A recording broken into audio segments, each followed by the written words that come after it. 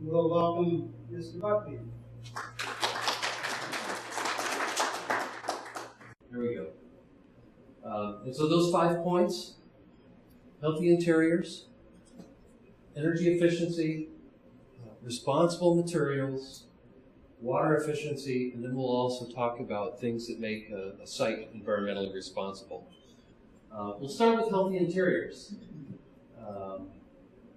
And so right off the bat, hit you with the sort of bad news first. These are all bioaccumulative toxins. Now, that's not part of your test later is to identify all of these, but I'm really curious. These were all tested and are tested and found in a common food product. And they're very prevalent. Anybody have any idea of what food product that might be? Fish? Anyone else? Beef. Beef? We'll skip right ahead. These have all been tested and found to be common in mother's milk. So they're chemicals that we have been producing as a society, whether it's building materials or the plastic toys that are coming imported from China, whatever it is, we're being exposed to these levels of bioaccumulative toxins. So from an interior standpoint, in the homes that we live in, the workplaces that we live in, we want to really try and eliminate or reduce as much as we can a lot of these toxic materials, some of which used to be in building materials, some of which might still be hidden within components. So from a material standpoint, this is one of the reasons why, obviously, we're exposed to this on a daily basis. Again, sort of the bad news with relation to air quality. I'm not going to bother reading. I'm sure everybody's can run through the slides themselves.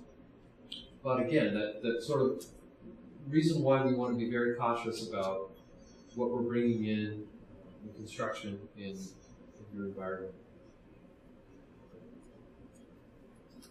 So we're going to be looking at wanting to work with your contractors and folks at specifying materials that are non-toxic, low or no VOC paints, sealants, adhesives.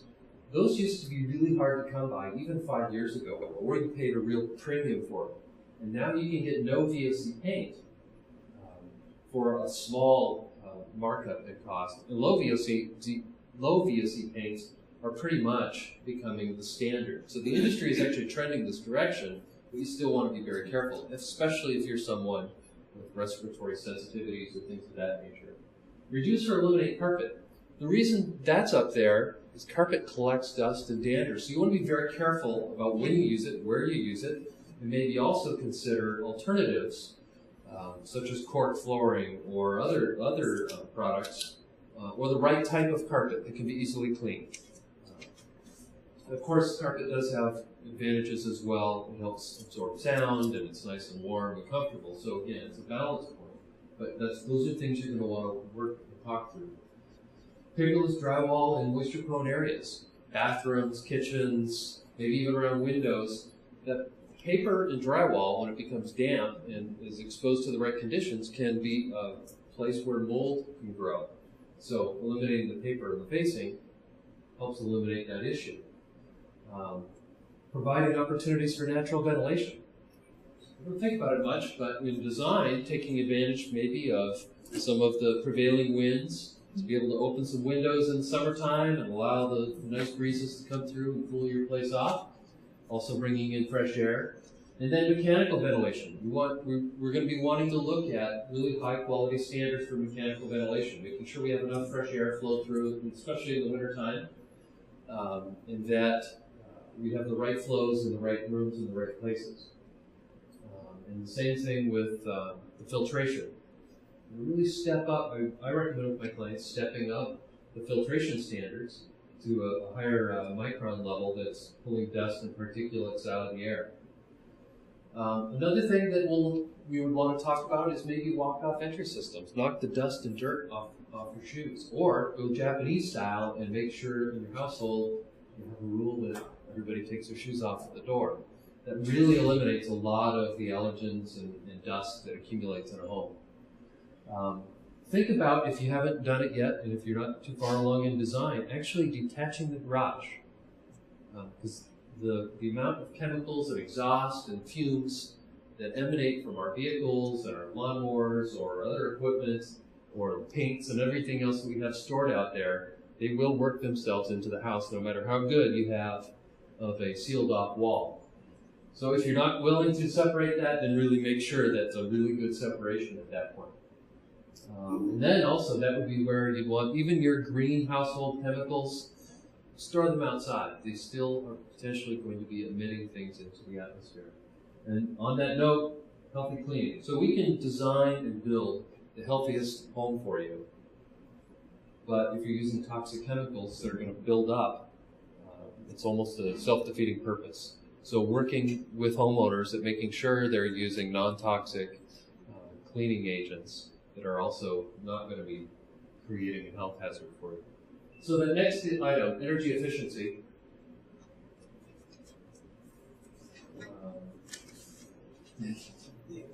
Thank you. So this is a recent little factoid that I just picked up recently. One of the reasons why you should really be concerned about energy efficiency right now, maybe it's not the situation you're in, but if folks are having trouble with their mortgage because of their high energy bills, this would be something that you want to think about, especially considering the lifetime of savings that you can have in a home if it's really energy efficient. Someone else can hit it. Thank you. Market trends are starting to actually catch on now. And so we're seeing higher and higher demand for green homes. This wasn't on the radar even a few years ago, and now I think I've heard also that it's within one of the common top 3 reasons that potential home buyers are looking at in terms of the top 3 items on their list. Energy efficiency is right up there. So from a resale standpoint, we're going to start seeing that becoming more and more important. When we go through design, everybody wants to talk about, when we talk about green, the renewables, solar or wind, but really those are the very last thing we should be looking at because they are very expensive. We want to conserve first. So reducing loads and demand, making the house more energy efficient, maybe even shrinking footprint so you don't have so much space to heat or cool. Kind of tough choices sometimes for clients. I had one couple who's building a home, and the home, when we first started design, their sort of wish list was almost twice the size that we got it down to. And they're actually thrilled now. There's a lot of rooms that aren't sort of wasted space. They don't have to clean them as much, and they're certainly not going to be heating or cooling those throughout life. Meeting the loads, if you can go back real quick, meeting the loads efficiently and effectively, so that's using maybe higher performance mechanical systems, high performance windows, higher performance heating, looking at energy use in the home, lighting. If it's not compact fluorescence, I've got an LED now that I'm using in my home and in some projects that's a fraction of the energy use and significantly longer life. One of the bulbs that I just replaced is supposed to last 50,000 hours, and it's 5 watts and it puts out 150 watts worth of light. And then lastly, once you've had all your vegetables, then think about dessert. If you really want to put those solar panels on the roof or look at micro wind, that would be the last step. So we look at where energy is used in a typical home, and look at half of the energy is in space heat.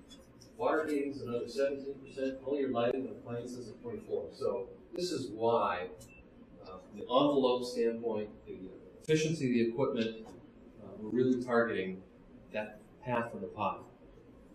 Solar